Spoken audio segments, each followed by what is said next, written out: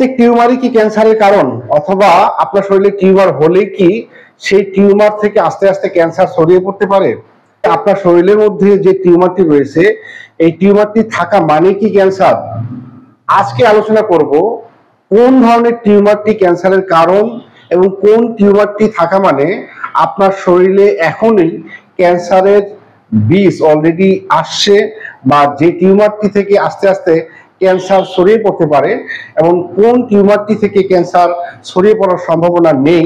তাই আপনাকে বলছি ভিডিওটি শুরু থেকে শেষ পর্যন্ত না টেনে না কেটে না স্কিপ করে দেখতে থাকুন।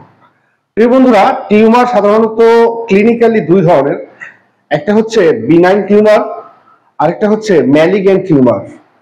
বিনাইন টিউমার হচ্ছে যে টিউমারটি সাধারণত দ্রুত ছড়ায় না, বা এর কোষগুলো থেকে অন্য কোনো নতুন কোষ দ্রুত কোষগুলো ছড়িয়ে পড়ে না, আর এটা কোনো ক্ষতি করে না, বা এটাকে সৌম্য টিউমারও বলা হয়।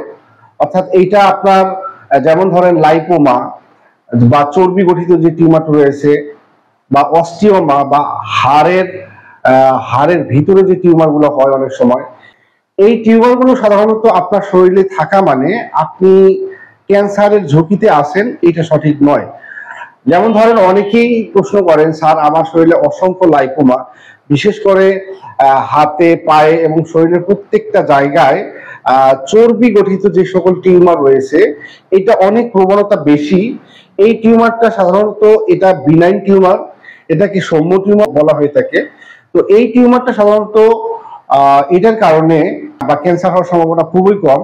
তবে হ্যাঁ, এই টিউমার থেকেও বা এই ধরনের টিউমার থেকেও ক্যান্সার হওয়ার সম্ভাবনা থাকে যদি এই বিনাইন টিউমারটা ম্যালিগেন্ট টিউমারে রূপান্তরিত না হয়।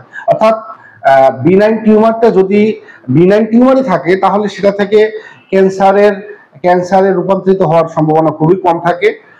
এরপরেও যদি কখনো ক্যান্সার হয়ে যায় তাহলে সেটাকে আস্তে আস্তে ম্যালিগেন্ট টিউমার রূপান্তরিত হতে হবে বা পরিণত হতে হবে, তাহলেই এই টিউমারটা থেকে ক্যান্সার হতে পারে।